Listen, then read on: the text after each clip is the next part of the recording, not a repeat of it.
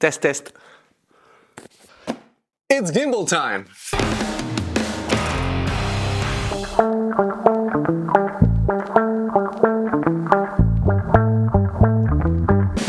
So Zhiyun have sent me their latest and greatest, teeny tiny, the lightest and probably the most affordable gimbal, and this is the Weebill 3E, the Cinepeer lineup, which is a more affordable, high quality lineup for, well, content creators. So let's see what we got inside here. Nice packaging.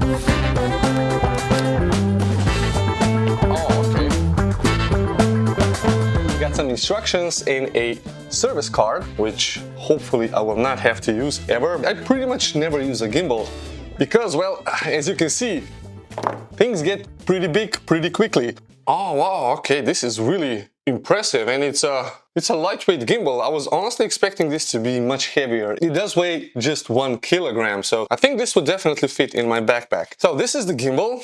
Then you have the mini tripod legs, which go... This is cool. You have the quick release plate that goes onto this quick release system.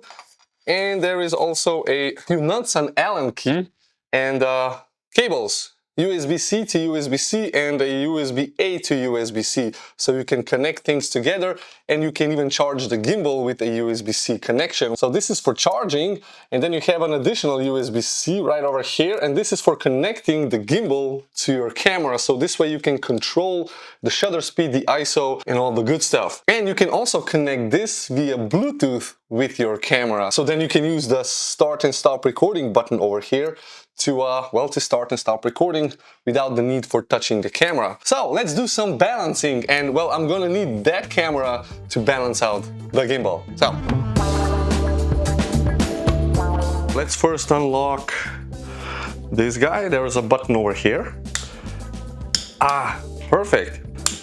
There we go. So 3 locks. One is over here, one is over here, and the other one is down here. So this is now like my level position. Now I have to move this part over here in order to align the center point of the camera with the swivel point of the gimbal. Now the swivel point is a point where everything rotates around. So once the center of gravity of the camera and all the setup of the camera is aligned or in the same spot as the swivel point, then I can rotate my camera in every way that I want, and it's going to stay like this. Technically speaking, there will not be any strain on the motors once the camera's center of gravity is aligned with the swivel point. So the gimbal will balance it and it will hold it like this without any effort. The motors only fire once you start moving the gimbal around. So you save a lot of battery and a lot of shaking of the camera. So this needs to go onto the camera. I'm gonna screw this on with this one single screw, roughly eyeballing it here.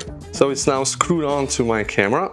Now I can attach my camera on top here. One lever to lock it up. So I can now move the camera this way, I can move the camera up and down and back and forth, which means that I have to start aligning things. And the way we do this is by, well, axis by axis. We start first with the one X and then the other X and then the third X. So let's start first with this axis over here. Okay, I'm gonna have to move the camera backwards. Oh, and don't forget to take off this. So anything that is not necessary on the camera should be removed. So let's find a nice balance. This now has a nice balance, but the center of weight is too low, so I'm going to have to put my camera in this position and then move it in this direction. And there's another knob over here that I untighten and then move the camera back and forth.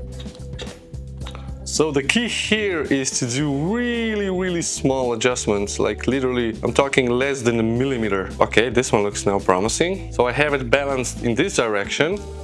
I have it balanced in this direction, which is cool. Now I need to balance it in this direction as well. So I'm gonna lock this axis and I'm gonna unlock this guy, and you can see that it's moving in this direction, which means the camera has to go that way.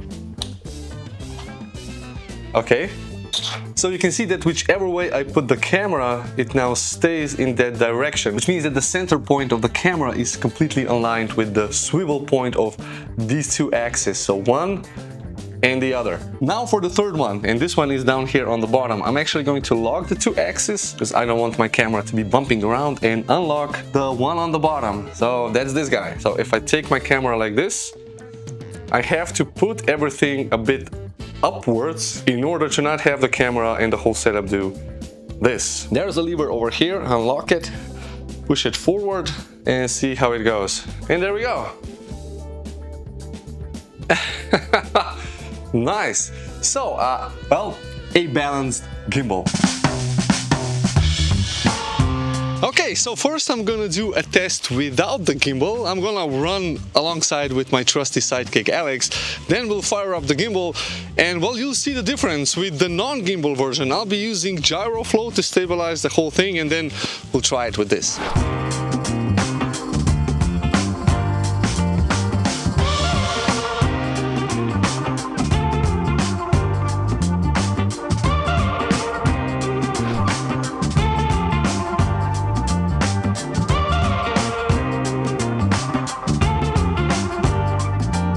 Now these are of course completely ridiculous shots. It's just a showcase to show you the difference between using a gimbal and using handheld, because for the most part in my videos I never use a gimbal, and this might be the first one that I will actually be carrying around with me because it fits in a backpack. Oh yeah.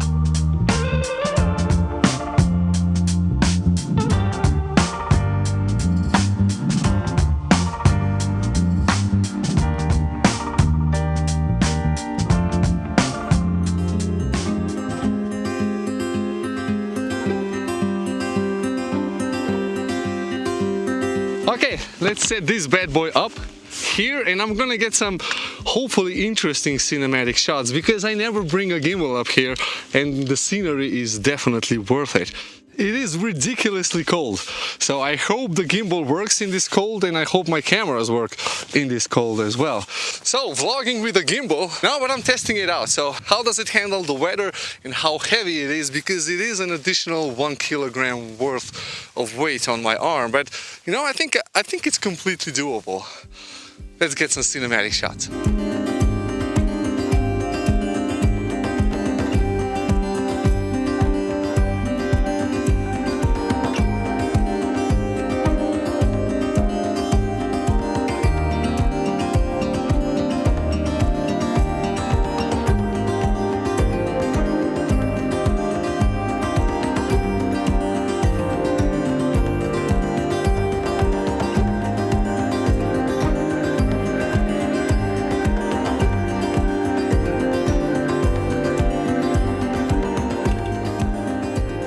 So this would be like your typical follow mode. The gimbal is going to stay horizontal, it's not going to pivot up and down, it's just going to stay like this. Then if I press on the M button, I get the L mode, which means that the gimbal now always stays pointed at one direction. And then you have the F mode, or the follow mode. This means that the gimbal now is going to go up and down smoothly.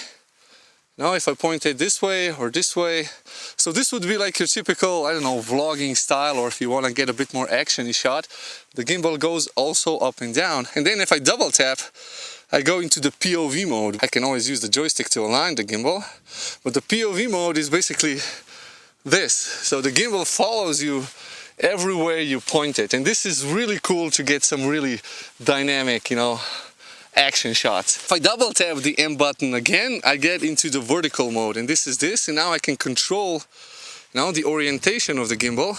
Now the trigger button also has a function. If I hold it, I'm going to go into the go mode. This makes the gimbal very, very responsive. So it's going to follow you wherever you go, and then you release it, and then it goes back into the previous mode, which in this case is the F, or the follow mode. So there we go. Those are the main features of the gimbal.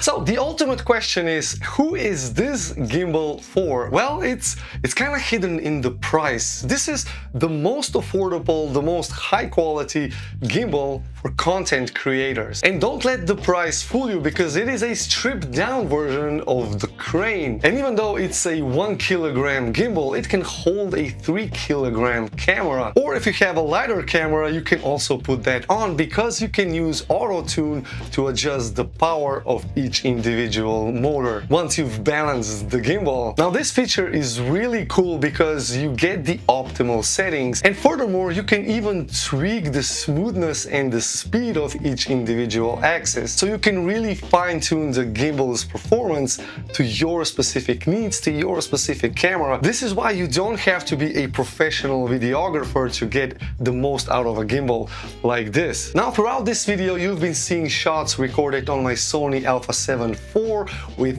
no stabilization whatsoever turned on the camera, and I did not use gyro flow in post-production. If you guys want to learn more about this, then click on this video over here. It's a definite must-watch if you don't have a gimbal, but it does add an additional post-production workflow, whereas with the gimbal, well, everything is just smooth straight out of the box, and this definitely something I'll be carrying around with me. Now, I mentioned that it is a stripped down version of the bigger crane gimbal, and well, it is exactly the same. The build quality is exactly the same, only the gimbal is smaller because it's meant for smaller cameras, and it is lacking some of the features that those professional gimbals have, like a front-facing tally light or the ability to install an autofocus or focus pulling motor so you can manually focus when you're recording the video. For content creators like us, manually focusing or vlogs pretty much makes no sense. This is why we have cameras that have good autofocusing, and when you pair it with a gimbal like this, you get a professional vlogging setup that, you know, pretty much nothing can beat this.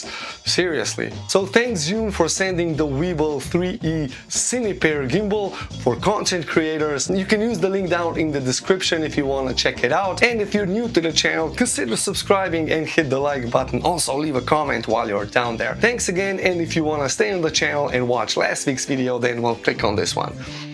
I'll see you in this one. Bye bye.